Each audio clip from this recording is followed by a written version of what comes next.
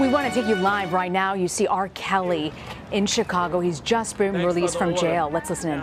Thanks for the order, guys. I promise you we're going to straighten all of this stuff out. That's all I can say right now. I promise you. Anything to your fans? Anything you'd like? I love my fans. Thanks for sticking there with me. Thank you guys for the order. I love y'all. Kelly. Please take my hand, please. Oh,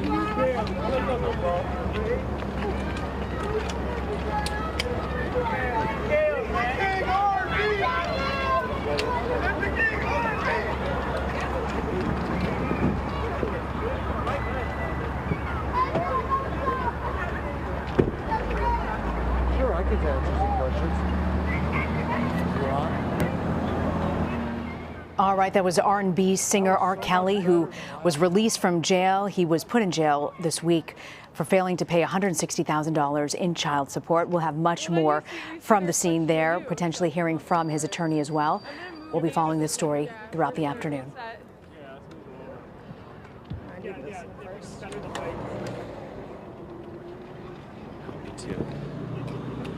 And I think they're setting up the microphones here for his lawyer, who's about to speak at this point.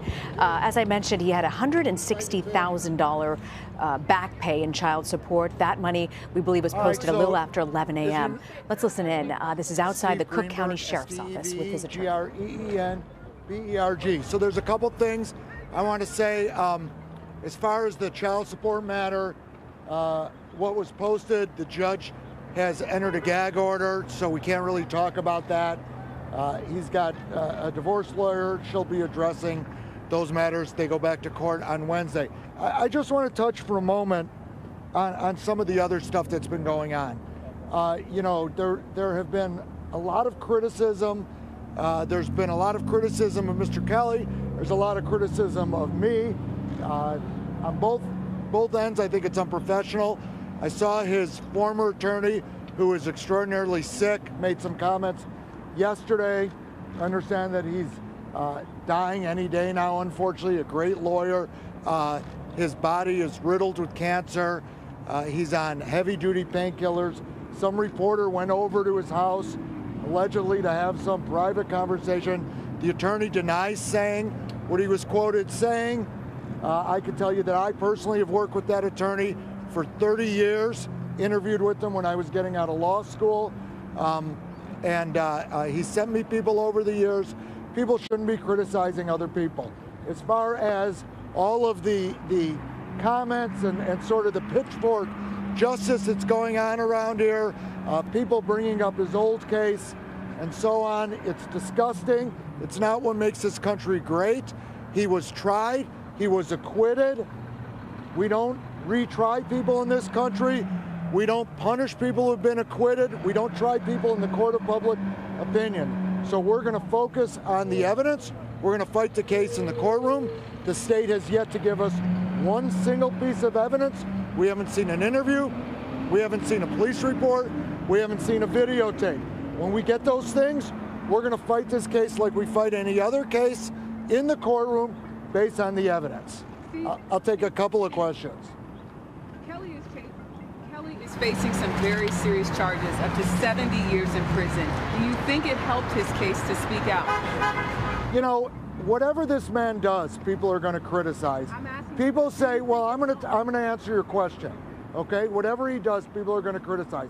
So if he doesn't say anything, people are going to say he's not saying anything, because if he says anything, he's going to incriminate himself. If he does speak, people are going to say, how can you believe him? He's just saying whatever. If he cries, people are going to say they're fake tears. If some victim, I remember getting yelled at in that courthouse a couple of weeks ago, oh, these victims were crying on TV. How can you call them liars? They're crying. He was crying on TV. People want to call him a liar. I'm going to say the same thing. Because he's crying, it doesn't mean he's truthful or not truthful, because they're crying. It doesn't mean he's truthful or not truthful. The girls talk to the TV. Oh, it's rehearsed. They have Stockholm Syndrome. People don't even know what that means. They haven't seen their parents. He arranges. He doesn't arrange. The girls arrange. They're going to see their parents. Oh, that's all staged. That's all wrong, too. No matter what the man does, people are criticizing. So what is the man to do? That's what I ask you. He sat for an interview. He wanted to sit for that interview. He's not hiding. Do you think it helped his case, though? It doesn't help his case. It doesn't hurt his case. We are going to try this case in a courtroom, in the walls, on the rules of evidence, based on what they're going to present.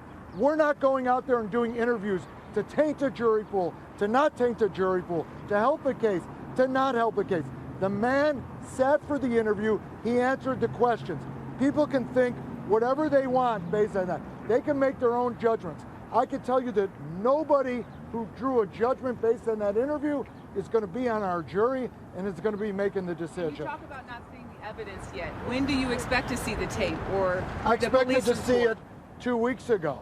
So when they give it to me, I'll see it. Why is there a reduction in the child Yes, support? we filed our motions for discovery. Is there a reduction in the child support? I'm sorry. Is there a reduction in the child support amount that was given, or is there? Is there a what?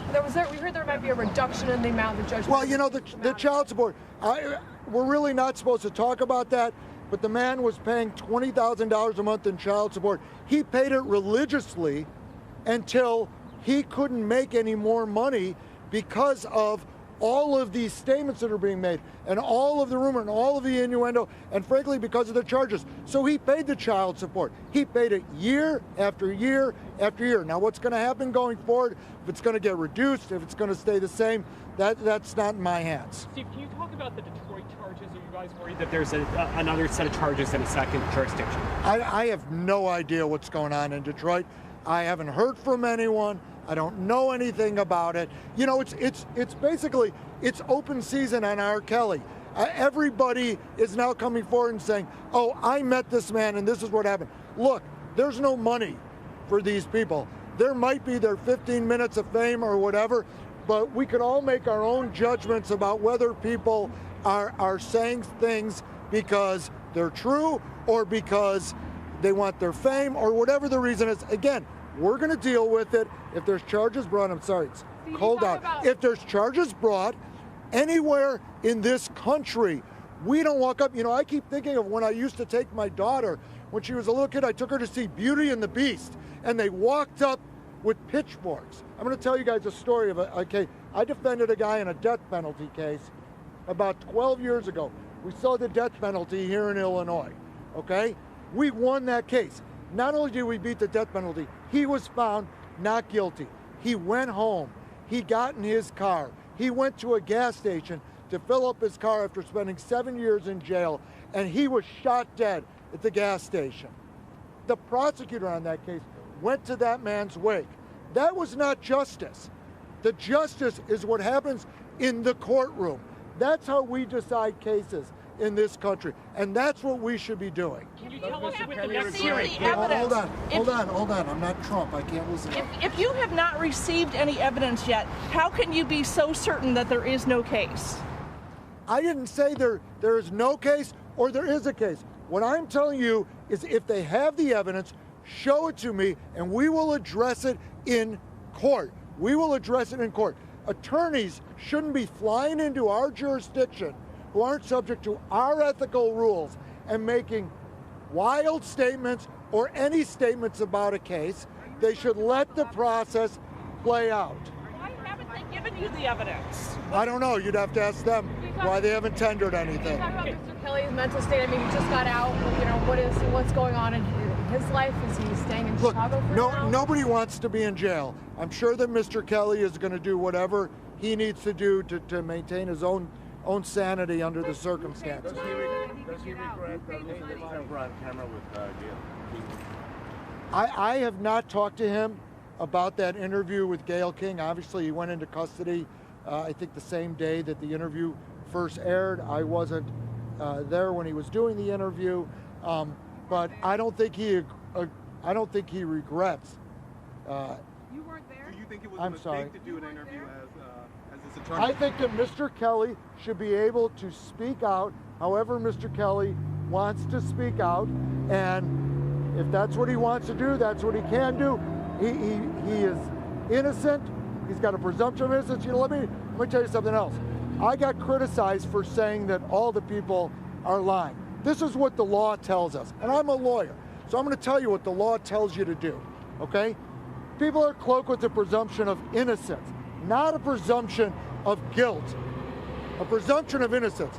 And a judge tells a jury, when that jury walks into the courtroom, is you look at that man here now, he is presumed innocent.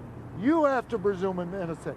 You can't prejudge anything. And what people are doing is they are prejudging things. The man is innocent. The presumption is that he's innocent. As he stood here before you today, he's an innocent man. He's an innocent man. And people should just understand that. That is the difference in our system. Go to one of these third world nations where you have to prove your innocence and see how they function. Folks, go to Venezuela, go to North Korea, go to what used to be communist Russia.